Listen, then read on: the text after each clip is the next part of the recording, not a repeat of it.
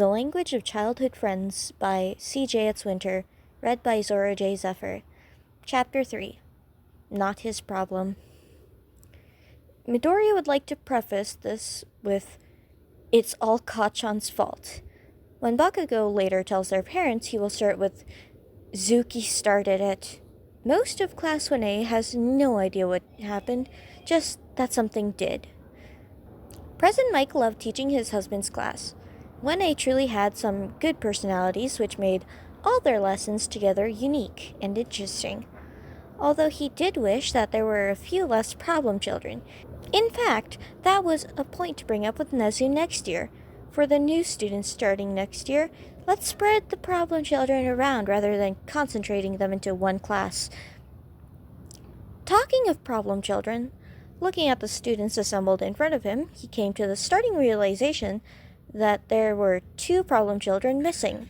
The ultimate problem pair, if you will. The bell went and the register filled in, and there was still no sight nor sound of either Midoriya or Bakugo. It was 20 minutes into the lesson when the two burst into the room. Literally. It seemed like Midoriya had gone to open the door. As he put his weight onto it, Bakugo simply kicked it over, leading to Midoriya meeting the floor very quickly, with a pointed curse in Bakugo's direction. 1A braced for an explosion, ready to duck under tables, set their defenses. "Shut up, you damn nerd. It's your fault we're late." "It is not, and you know it." "Whatever. Stand up, idiot." "No, I'm fine here." "Hey, okay, I'm up.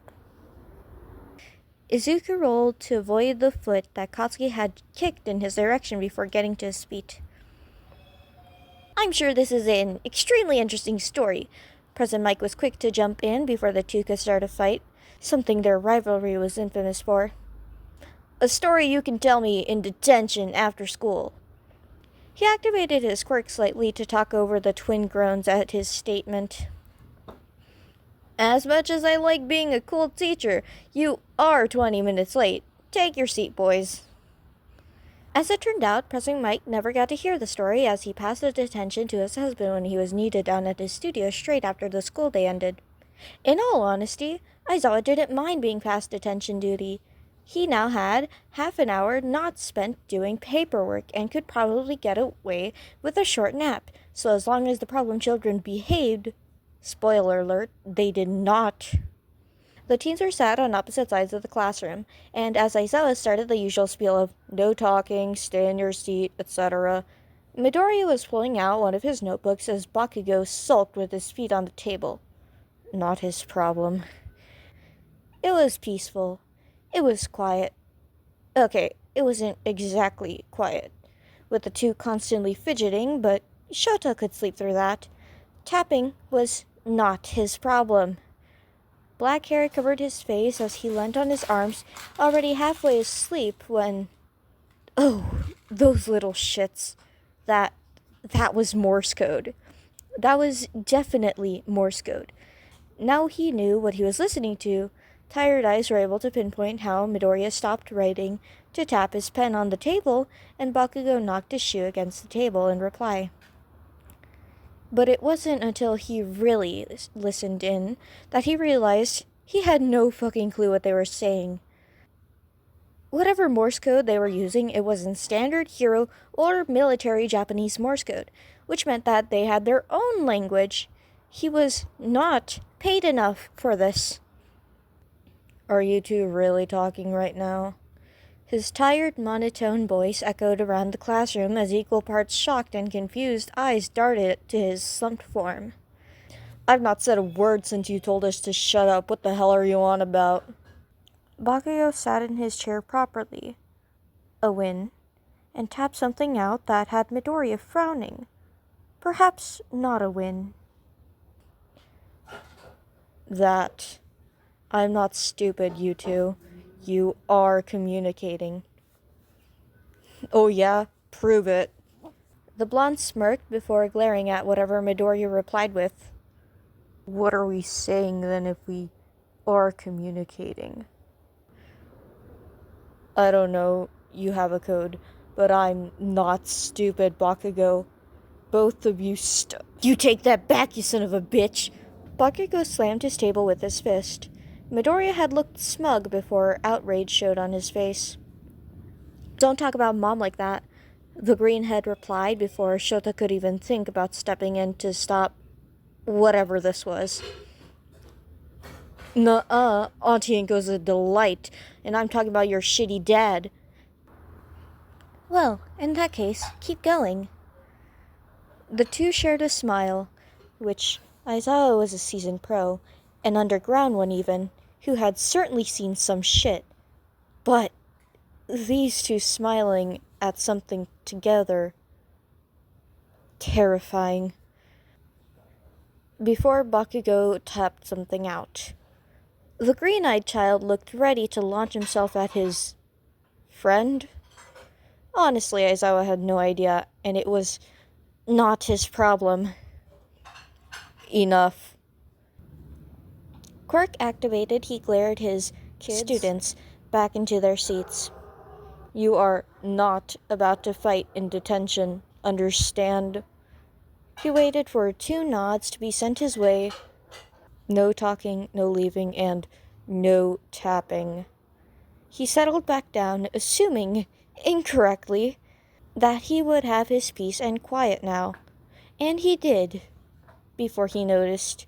It was a low, relatively quiet clicking.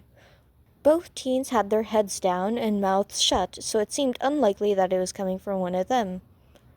Unlikely, until he saw the way that one of them would smirk or frown in the pauses between the noises. And those little shits. The two were clicking their tongues at the back of their throats, so the noise was quieter, but they were still talking. His head hit his desk, and he counted to 10. No talking, no leaving, no tapping, and no clicking. He hated that. Mixed in with exasperation was a hint of awe in his tone. How could it not? The two were just teenagers and had seemingly created a language, not his problem, as well as 2 ways of communicating it. Still not his problem. Actually, maybe 3 ways.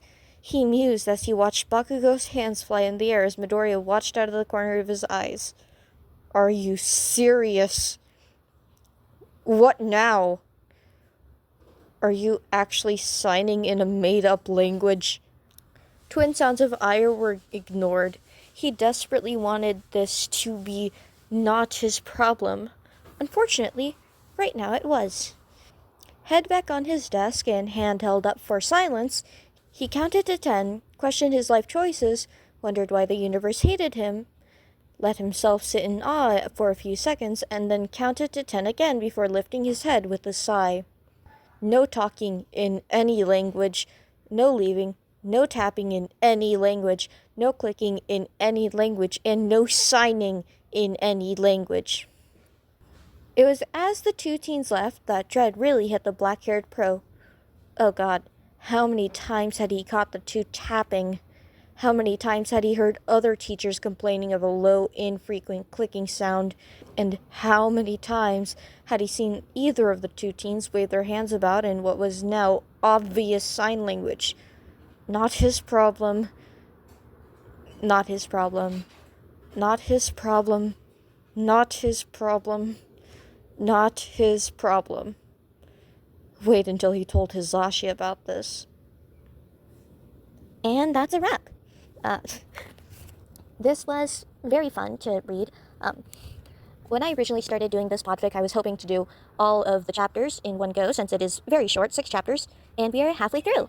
Of course, that didn't really work out, since I realized soon enough that it took me about an hour to read all 6 of them at my leisure, and I am not about to spend an hour over an hour trying to read out this fic. Sorry I haven't posted any chapter 3 in a bit, since I have a very good reason for this. My great-grandma finally came back from the hospital, so I can't really disturb her. Right. And also, another big issue is that for the past few days, there's been internet issues where I live and at my school. Randomly during my second class of the day, the internet just completely cut out. and that translated over at home, where the internet will not connect to my computer or my laptop, so I'm currently running on my phone data. So this is it's a bit iffy, but it still do, you know. So there might be a delay in uploads for the time being. It's getting a bit too rambly. Here are the bloopers. As it turned out, President Mike never got to hear the story. As it turned out, President Mike never got to hear the story, as he passed the detention to his husband when he needed to. As it turned out, President Mike never got to hear the story, as he passed the detention to his husband when he needed down. As it turned out, President Mike never got to hear the story, as he passed the detention to his husband when he was needed down at his studio straight after school day ended. As it turned out, President Mike never got to hear the story, as he passed the detention to his husband when he was needed at his studio As it turned out, President Mike never got to hear the story, As it turned out, President Mike never got to hear the story, as he passed the detention to his husband when he was needed down at his studio straight out. Fuck. Why is this line so hard? The blooper is gonna be like 90% this line. As it turned out, President Mike never got to hear the story, as he passed the detention to his husband when he was needed down at his studio straight after the school. As it turned out, President Mike never got to hear the story, as he passed the detention to his husband when he news. I can't get it sounding how I like it, and then when I do get it, I'm fumbling the words. Is this what fics mean when they're talking about their tongue suddenly felt like a large lump in their mouth, like a large uncontrollable lump in their mouth? Is that what they mean in fics? Is this what they mean? As it turned out, President Mike. It was as the two teens left that dread really hit the black-haired bro. Oh God, how many times had he caught the two tapping? How many times had he heard other teachers complaining of a low, infrequent clicking sound, and how many times had he seen the... It was as the two teens left that dread really hit the back of the... What were we saying then if we are... What were we saying then if we are... What were we saying then if we are communicating? Bakugo slammed his table with a fist. Bakugo slammed his table with a fist. Midoriya had looked smug before. Bakugo slammed his table with his fist. Midoriya had looked smug before, outrage showing on his face. Bakugo slammed his table with the... Well, in that case, keep going. The two shared a smile, which... Aizawa was a seasoned pro, an underground one even, who had certainly seen some shit, but...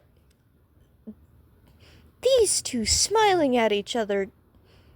But these two... The two shared a smile, which Aizawa was a seasoned pro, and No, my face is fine here. Hey, okay, I'm up. I'm fine here. Hey. No, I'm fine here. Hey, okay, I'm up. No, I'm fine here. Hey, I'm up. I've not said it. Okay. I've not. Actually, maybe three ways.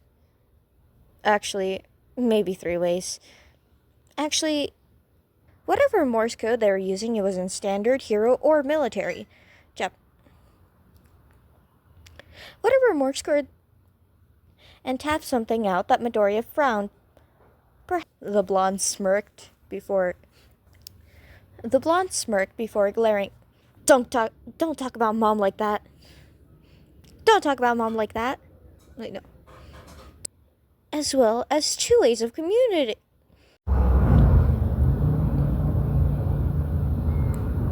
Okay, I gotta wait for these fucking cars.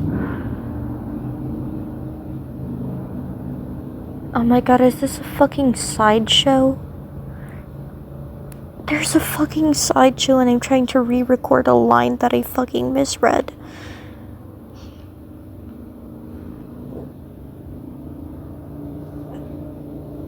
Oh my god, and I can't just record it now since I caught my fucking grandma's phone ring when she was in the fucking kitchen. And the phone catches dog barks from like 2 houses down. Okay. Bakugo sat in his chair properly, a win, and tapped his now truly still no sight as he was. I'm sure this their rival slightly half an hour etc. Fighting at his, and at the twin sounds of up in the wondered why the